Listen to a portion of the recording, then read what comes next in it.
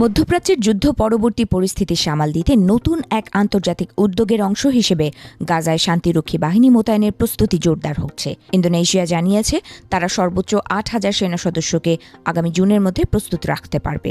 একই সময়ে যুক্তরাষ্ট্রের প্রেসিডেন্ট ডোনাল্ড ট্রাম্প দাবি করেছেন বিভিন্ন দেশ ইতোমধ্যে গাজা পুনর্গঠন ও নিরাপত্তা নিশ্চিত করতে বড় অঙ্কের অর্থ এবং হাজারো কর্মী পাঠানোর প্রতিশ্রুতি দিয়েছে।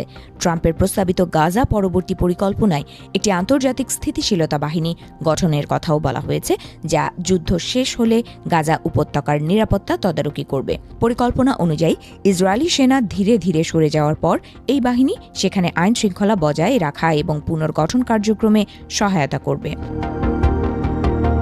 এই উদ্যোগের তত্ত্বাবধানে বোর্ড অব পিস নামে একটি আন্তর্জাতিক কাঠামো গঠন করা হয়েছে। এই বোর্ডের প্রথম বৈঠক আগামী বৃহস্পতিবার ওয়াশিংটনে অনুষ্ঠিত হওয়ার কথা রয়েছে। ট্রাম্প সামাজিক মাধ্যমে জানিয়েছেন বৈঠকে গাজা পুনর্গঠনের জন্য $5 বিলিয়ন বেশি আর্থিক সহায়তার ঘোষণা আসতে পারে। কূটনৈতিক সূত্রগুলো বলছে উপসাগরীয় কয়েকটি দেশ এই অর্থায়নে বড় ভূমিকা রাখবে। পাশাপাশি যুক্তরাষ্ট্র সমপরিমাণ অর্থ দেওয়ার পরিকল্পনা করছে বলে জানা গেছে। ট্রাম্প আরও বলেছেন কয়েকটি দেশ আন্তর্জাতিক স্থিতিশীলতা বাহিনীতে হাজার হাজার নিরাপত্তা সদস্য পাঠানোর প্রতিশ্রুতি দিয়েছে। এই পরিস্থিতিতে ইন্দোনেশিয়ার সম্ভাব্য সেনা মোতায়েনকে গুরুত্বপূর্ণ অগ্রগতি হিসেবে দেখা হচ্ছে। দেশটির সামরিক বাহিনীর মুখপাত্র জানিয়েছেন একটি যৌথ ব্রিগেড কাঠামো প্রস্তুত করা হয়েছে। ফেব্রুয়ারি জুড়ে স্বাস্থ্য পরীক্ষা ও প্রশাসনিক প্রক্রিয়া সম্পন্ন হবে। মার্চের শেষে পূর্ণ প্রস্তুতি যাচাই করা হবে।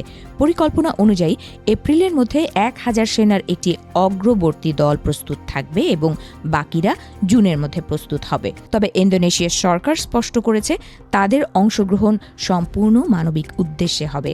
সেনারা কোনো ধরনের যুদ্ধ বা সশস্ত্র সংঘর্ষে অংশ নেবে না।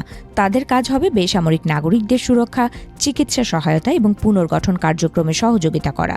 বিশ্বের বৃহত্তম মুসলিম সংখ্যাগরিষ্ঠ দেশ হিসেবে ইন্দোনেশিয়া দীর্ঘদিন ধরে ফিলিস্তিনের রাষ্ট্র প্রতিষ্ঠার পক্ষে অবস্থান নিয়ে আসছে।